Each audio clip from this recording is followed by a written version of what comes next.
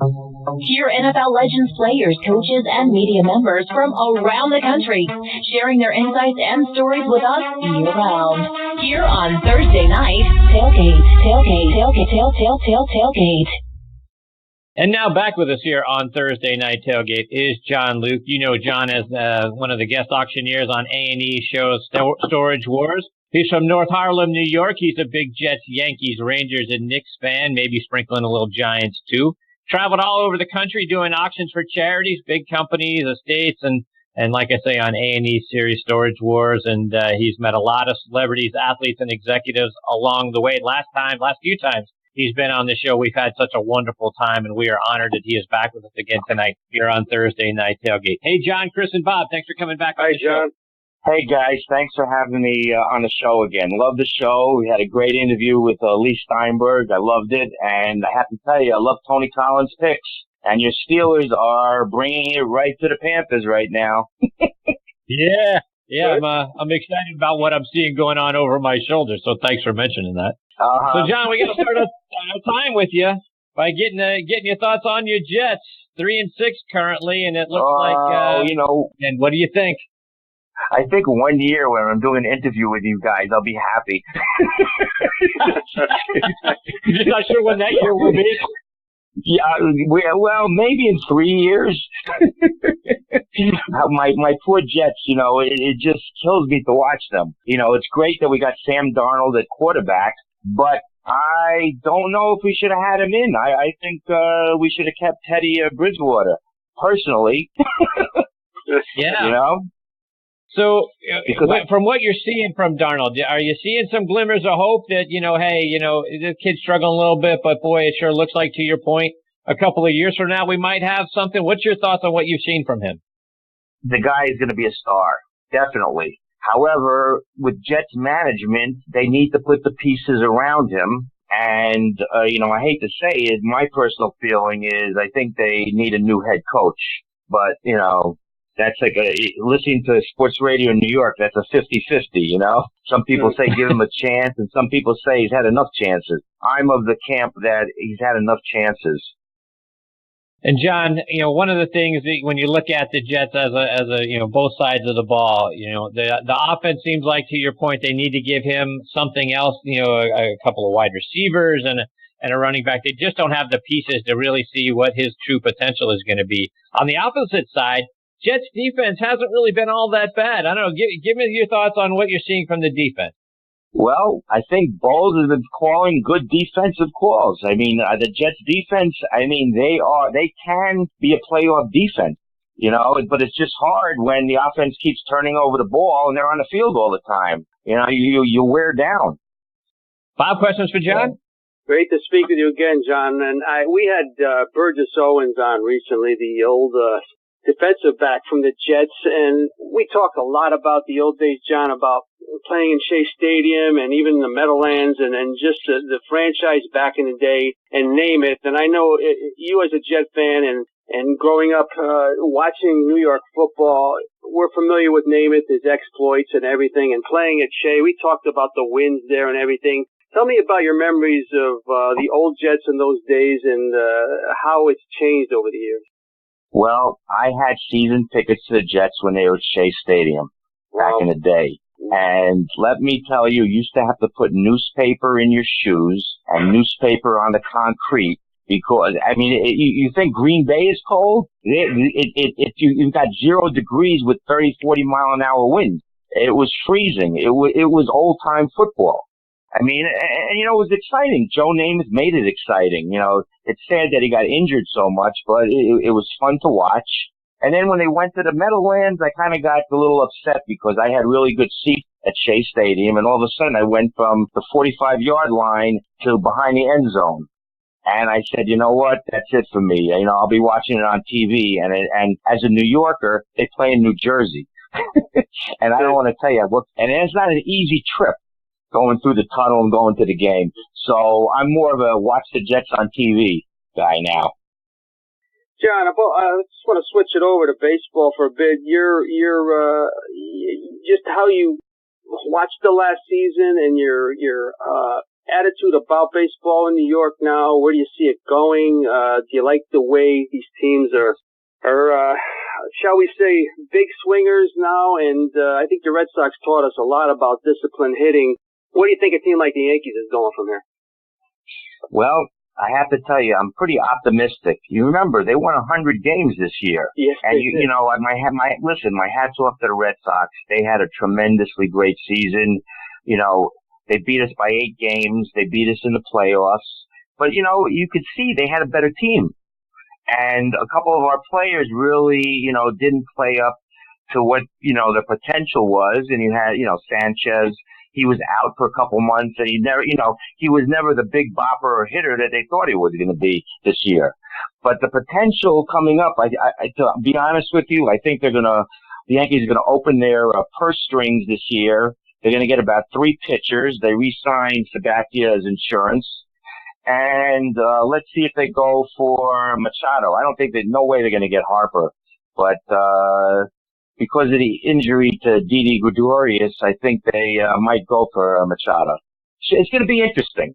Mm-hmm. You know, they have a great core, young core, and they know what they have to do. Because remember, the Red Sox, what were they, the highest paid team payroll in baseball last year? Mm-hmm. I mean, right. you had the Dodgers. I think the president of the Dodgers had a picture of him showing with the president of the Red Sox laughing at how much they've outspent the Dodgers. So, and John, we were the dark empire, you know? Right. That's right. John, I want to get your thoughts on some of the things you talked about going to the games for all those years and kind of go back to the 80s and 90s. And we had Kerry Glenn, you know, former Jets defensive back, on with us last week. We got John Bach, who is a former Jets offensive lineman, coming up a little bit later on tonight. But you go back to those 80s and 90s matchups with Ken O'Brien and Dan Marino with the Dolphins and the Jets, airing it out. Wanted to get your thoughts on some of those classic Jets-Dolphins matchups. Well, you know, I'm as a New Yorker, you know, I go to Florida all the time, so it's really a fight because half of my friends are in Florida.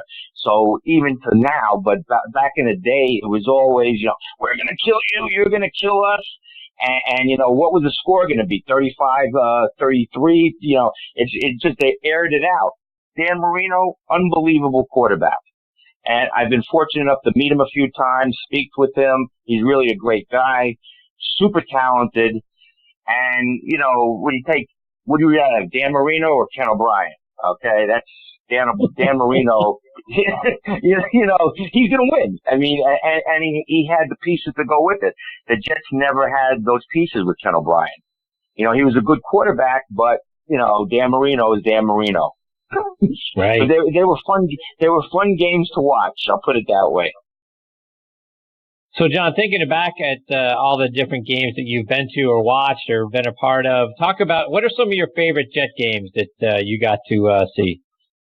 Oh, geez. I was at the game, I believe, when O.J. Simpson went over 2,000 yards in the snow. I think that was at Shea Stadium. I remember. Yeah. No, I was an old-time season ticket holder. I mean, I used to go as a kid when I was 14, 15, into my 20s. So back in the day, but that, you know, and other than that, at my age now, to remember the particular games, I don't know. it was fun, and it was fun and really hard. Some days you woke up and, do I really want to go to the game? Because you know what you're in for. So it's good memories, and it's good memories. But I got to tell you something, it was brutal. Yeah, to that point, John, you know, did you ever get up in the morning on a Sunday and it's, you know, whatever it was, single digits, snowing, all that sort of stuff, and you really think to yourself, boy, I don't know if I want to go? Yes. and I have to tell you something. I was fortunate last year. I did a few events at the Super Bowl in Minneapolis.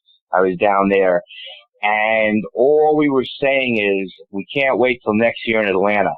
It was literally one night, it was literally 8 degrees below with a wind chill factor of 15. And I was in downtown Minneapolis, and they were doing, you know, all the NFL events outside. You had lines of hundreds of people in below zero temperatures. And I'm shaking my head saying, how could they do this? Right. So I can't, and that brought back memories. I said, oh boy, this is familiar. This is what I don't want to do. Mm-hmm. Bob, or for John? And John, I wanted to ask you about the economics, and because you go back like I do, and I tell younger people than me all the time, I was at Fordham University, and I went to every home game the Yankees played for 4 years, and I paid John $1.50 to sit in the bleachers, $1.50 for the subway.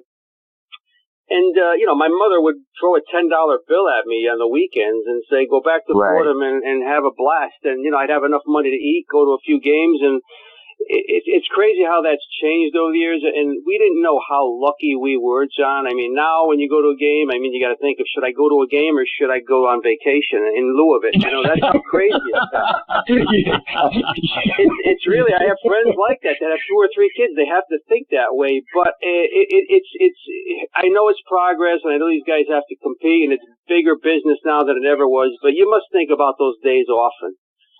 Well, I have to tell you, coming from where I was born and raised on 155th Street, I used to walk to Yankee Stadium to see the Yankees play, and also when the Giants played there back in the day. The Ron Johnson, Spider Lockhart days. And I go back before the public transportation was $1.50, okay?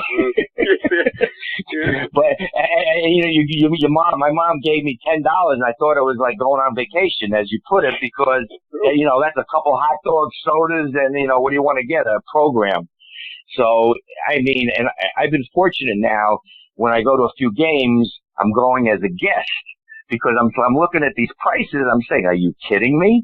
Really, the average working person, it is a vacation, and I think it's hurting baseball to a degree. And I know, for instance, the Yankees, they take a lot of underprivileged children and a lot of like community centers, because I do a lot of charity work for Boys and Girls Clubs in New York and the Kingsbridge Center, and they allow them to come in on, they give them the tickets. So they do let some people come in, to enjoy the game, and they don't have to have $1 million to go there. But on the other hand, I've done charity events where I've auctioned off 4 legend seats and meet Aaron Judge for $20,000. The seats alone, without any vig on them, are $500 a seat.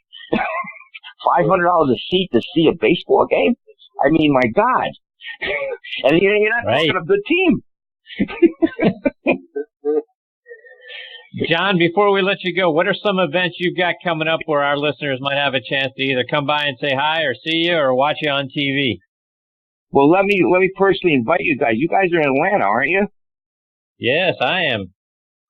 Well, you are. Okay. Well, if you check out my social media, and I know you guys do it, but I'll just say it, because I put up my events that I'm doing, but for Super Bowl down in Atlanta, I'll be doing a Laughs with Legends, which is you have several ex-NFL stars, like you have Ed Too Tall Jones, Larry Centers, we had Joe Piscopo as a comedian last year, and it's like a liars club.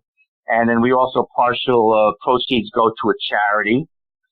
And I'll be doing that, and you'll be my guest. Just contact me and I'll get you in. And anybody else, if they're interested, they can look at my Twitter at JohnLukeNYC, and we'll see what we can do.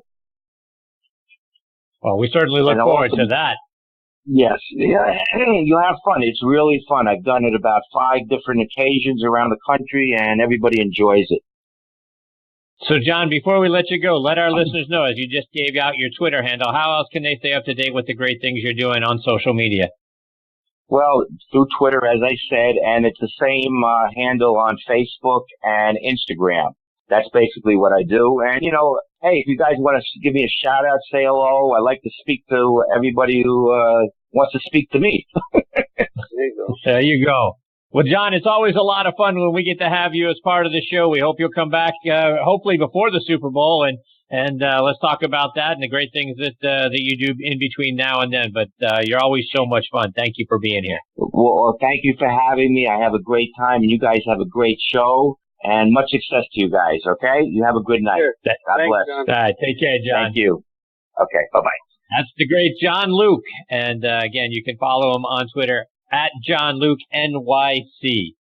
We've got our next guest, Tony Mandarich, hanging on the line. We're going to get to Tony on the other side of this quick station break.